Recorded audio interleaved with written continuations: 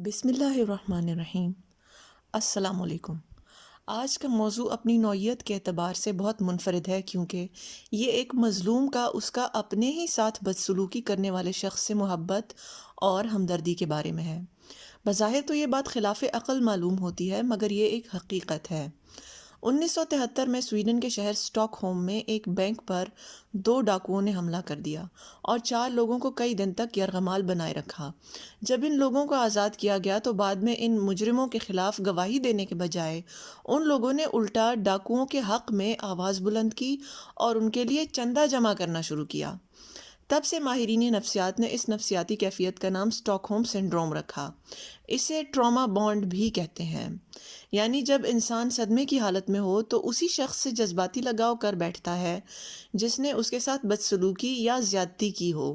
وہ زیادتی کرنے والا شخص بیچ بیچ میں کچھ بھلائی کے کام بھی کرتا ہے، جس کی وجہ سے اس کی زیادتی کا شکار ہونے والا انسان اس تذبذب کا شکار ہو جاتا ہے کہ آیا اس کے ساتھ زیادتی کرنے والا انسان واقعی برا ہے بھی یا نہیں۔ ایسے میں اس مظلوم کو دوسرے خیر خواہوں سے دور رکھا جاتا ہے تاکہ وہ اس ظالم کے بارے میں ایک نئی اور صحیح رائے قائم نہ کر سکے اور بے بسی کا احساس لیے اس کے مکمل نرغے میں رہے۔ اس کے نتیجے میں وہ مظلوم انسان اپنے ہی خیر خواہوں کی کوششوں کی مخالفت کرتا ہے جو اس کو ظالم کے نرغے سے چھڑانا چاہتے ہیں۔ وہ خود ظالم کے ظلم کے لیے عذر اور بہانے پیش کرتا ہے، گویا اپنی آزادی کے راستے میں خود روڑے اٹکاتا ہے۔ آخر اس رویے کی کوئی سائنسی اور منطقی وجہ بھی تو ہونی چاہیے، اور وہ یہ ہے کہ جب انسان خوف اور صدمے کی حالت میں ہوتا ہے تو اس کے دماغ کا وہ حصہ جو پتھر کے زمانے سے اس کی بقا کے لیے کوشاں ہے متحرک ہوتا ہے۔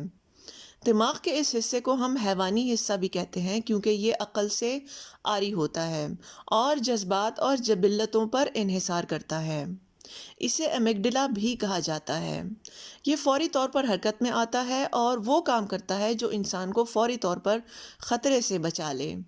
چونکہ یرغمال ہونے کی صورت میں ان محصور لوگوں کی زندگی کا دار و مدار اغواکاروں اور ڈاکوؤں پر ہی تھا، لہٰذا ان کو خوش کرنا اور ان کے بارے میں مثبت رائے قائم کرنا ان لوگوں کی مجبوری تھی۔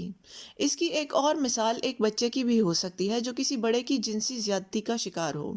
وہ بچہ چونکہ مکمل طور پر بے بس ہوتا ہے اور خود کو اس حالت سے نکال نہیں سکتا، لہٰذا اپنے خوف سے نمٹنے کے لیے اس زیادتی کرنے والے کے بارے میں اچھی رائے قائم کرتا ہے، گویا اپنے آپ کو جھوٹا دلاسا دیتا ہے۔ دماغ کا وہ مخصوص حصہ اس بچے سے کہتا ہے کہ یہ زیادتی بہرحال تمہاری موت کا سبب تو نہیں بنے گی، لہٰذا تھوڑی دیر جھیل لو تاکہ تمہاری جان بچ جائے۔ واضح رہے کہ بچہ جان بوجھ کر ایسا نہیں کرتا، بلکہ یہ اس کا نفسیاتی دفاعی نظام ہے جو اس خطرے سے اپنے طور پر نمٹتا ہے تاکہ بچے کی جان بچ جائے۔ جتنا زیادہ بچہ برداشت کرے گا اور مزاحمت نہیں کرے گا، اتنا ہی زیادہ امکان ہے کہ اگلی مرتبہ پھر سے بلا مقابلہ شکست تسلیم کر لے۔ آئندہ زندگی میں جب بھی اس کو کسی کی طرف سے زیادتی کا سامنا ہو یا وہ شدید خوف کا شکار ہو تو اسی طرح بغیر مزاحمت کے لوگوں کو اپنے ساتھ بدسلوکی کرنے دے گا۔ زیادتی کسی بھی شکل میں ہو، چاہے جنسی نہ بھی ہو، تب بھی یہ ٹراما بانڈنگ 2 انسانوں کے درمیان وقوع پذیر ہو سکتی ہے۔ نرگسیت کے تناظر میں جب 2 لوگ شریک حیات کی حیثیت سے ایک ساتھ رہتے ہوں اور ان میں سے ایک نارک ہو تو دوسرا اکثر اس کے ساتھ یہی غیر منطقی لگاؤ یعنی ٹراما بانڈ قائم کر لیتا ہے۔ نارک کا ڈسا ہوا انسان زیادتیوں کے باوجود بھی اس کا وفادار رہتا ہے، بلکہ اس سے پیار بھی کرتا ہے اور اس کی بدسلوکی کے لیے عذر اور بہانے بھی گھڑتا ہے۔ اس کو لگتا ہے کہ نارک اور وہ مشترکہ خیالات اور مقاصد رکھتے ہیں اور ان کی محبت سانجھی ہے۔ نارک اپنے شکار کو بہت چالاکی سے پھانستا ہے اور بدسلوکی کے ساتھ ساتھ بیچ بیچ میں اچھا سلوک کر کے اپنے شکار کو الجھن میں ڈال دیتا ہے۔ یہاں ایک اور تصور لاگو ہوتا ہے جسے کوگنیٹو ڈسوننس بھی کہا جاتا ہے۔ اس سے مراد یہ ہے کہ نارک جب اپنے شکار کے ساتھ اچھا سلوک کرتا ہے تو اس بیچارے کا ذہن اس بات پر یقین کر لیتا ہے کہ نارک تو ایک بہت ہی اچھا انسان ہے۔ دوسرے لفظوں میں یہ اس کا عقیدہ بن جاتا ہے۔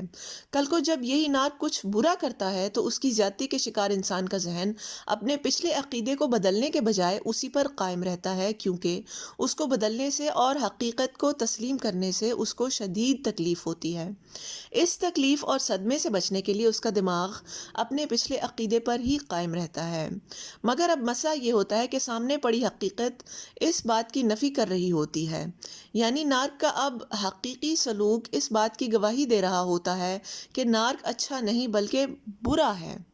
لہٰذا اس تلخ حقیقت کو تسلیم کرنے کے کرب سے بچنے کے لیے وہ الٹا نارک کے حق میں دلائل لے آتا ہے تاکہ اسے صدمے سے دوچار نہ ہونا پڑے۔ یہ کام بھی دماغ کا وہی حصہ کرتا ہے جس کا تعلق جذبات اور جبلت سے ہے، نہ کہ عقل سے۔ اس غیر منطقی لگاؤ یعنی ٹراما بانڈنگ سے بچنے کا مؤثر طریقہ یہ ہے کہ اس کا شکار فرد نارک یا ظالم شخص کے بجائے ان لوگوں میں وقت گزارے جو اس کے خیر خواہ ہیں۔ اس کے لیے ضروری ہے کہ وہ ان لوگوں کی نارک کے بارے میں حقیقت پر مبنی رائے کو سنے اور جانے۔ جتنا زیادہ ان میں وقت گزارے گا اتنا ہی ٹراما بانڈنگ کا اثر زائل ہوگا۔ دوسری طرف ان خیر خواہوں کو بھی صبر سے کام لینا پڑے گا اور اپنے ساتھی کی کڑی نگرانی کرنی پڑے گی اور اس کا مستقل خیال رکھنا پڑے گا۔ امید ہے کہ آج کی ویڈیو سے آپ کی معلومات میں اضافہ ہوا ہوگا۔ آپ کی توجہ کا شکریہ۔